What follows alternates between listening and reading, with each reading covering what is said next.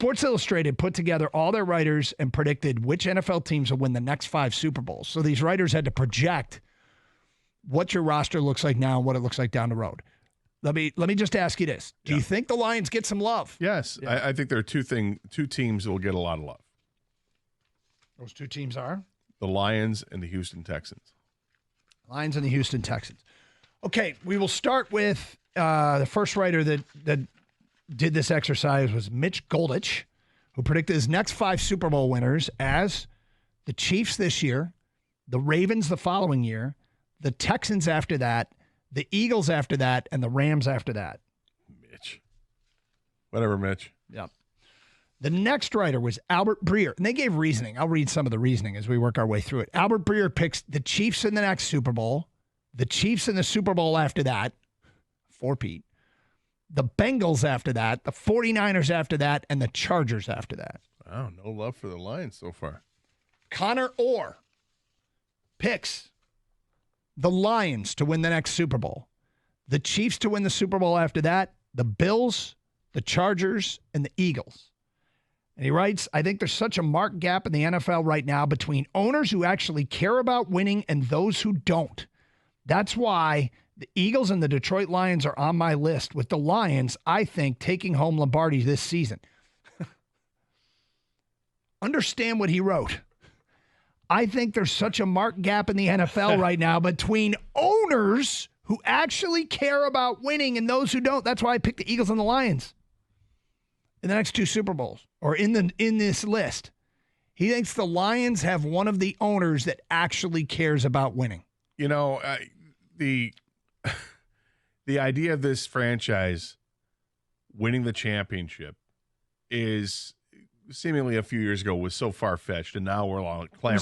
There's a lot of hope. Basically, everything was built around hope. Yeah, but and now there's reason for the hope. There's a solid foundation, and we've gone through a million times of how it started and all this, but I think it's safe to say in the last 40 years of ownership in this town, with the 4 franchises, that if you had to rank who was the worst owner, people would say Mr. Ford during the last 40 years. Probably.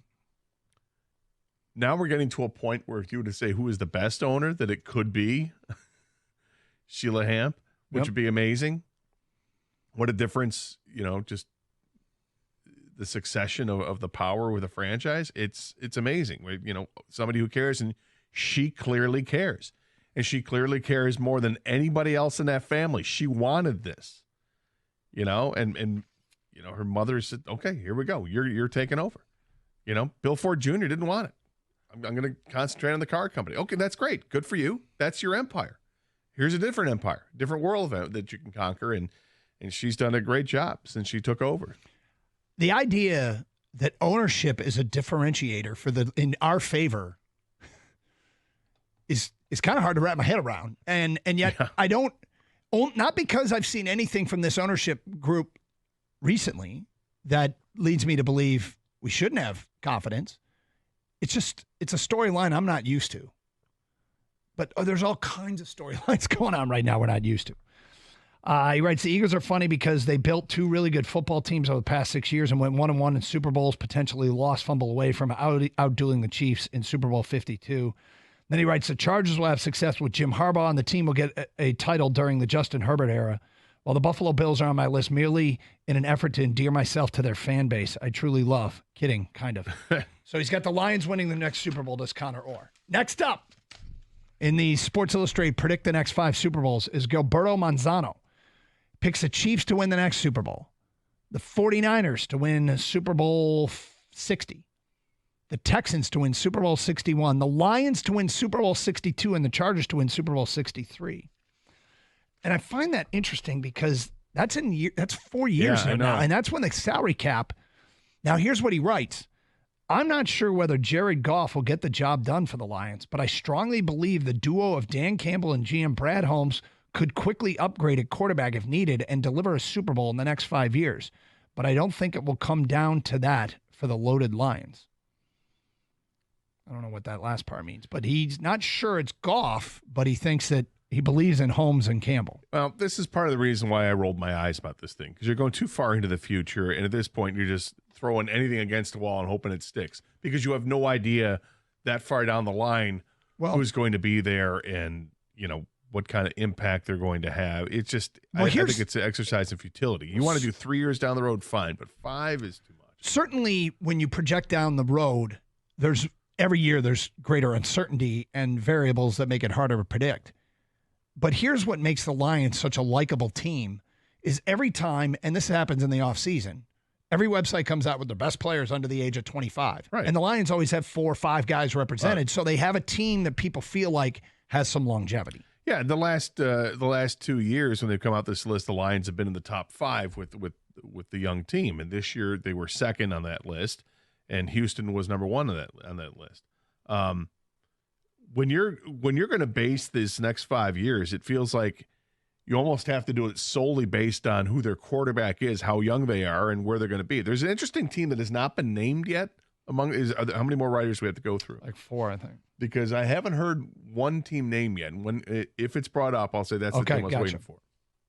You're right, Gator, about the 5-year thing, because 5 years ago, who would have the Texans and Lions on this list? Nobody. Yep. Because, C.J. Stroud wasn't even a thought, right? I mean, so to predict the next quarterback is impossible. So I know they're working with the information they have, but the problem is there's information they don't have that plays a role in this. There's information it's impossible to have, because it's just unpredictable. Now, let's they decide to do it, and some of their guys' reasoning. Well, we'll move on. Matt Verderame, next up, picks the Chiefs to win the next 2 Super Bowls. Everybody's picking the Chiefs. Followed by the 49ers, Texans, and Bills. And he writes, I'm going with the Chiefs for the 3-peat. It's never happened. The Chiefs seem like uniquely qualified to become the first. Other people say as long as they have Patrick Mahomes and Andy Reid, they're a strong pick.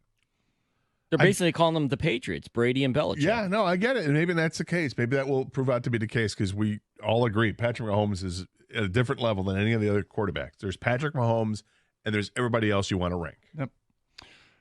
Greg Bishop picks the Lions to win the next Super Bowl. All right. That's the second guy. The Lions to win the Super Bowl after that. All right, slow down.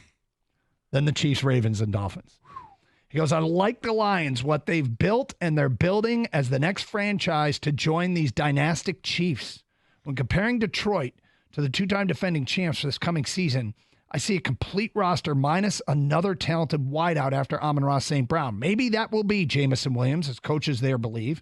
Maybe it'll be Donovan Peoples-Jones. Either way, the need for that player in Detroit pushed my logic towards Kansas City completing the 3-peat, but I do like the Lions in future seasons. They have so many of the league's top players who are under the age of 25. Their philosophy is sound. There's a lot to love about the coach and the general manager. I see the Lions, for those reasons, winning more than one Super Bowl in the next 5 years. And yes, it was strange to type that, but here we are.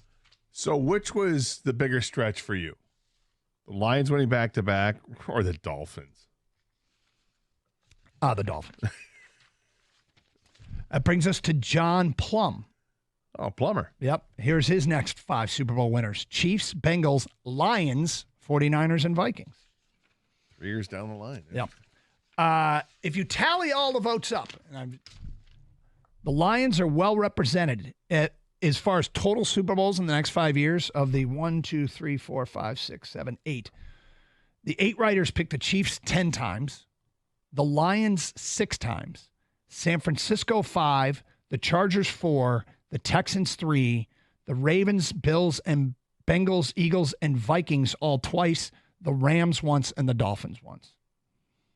None of those were the team. You had a team? No, I thought that for sure someone was going to say something else. Well, let's get to that today. You think there's an omission here? I do. All right, we will get to that today at 10:50. Phone calls, feedback, a lot of love for the Lions to win Super Bowls in the next 5 years. It's Karsch and Anderson, 97.1 The Ticket.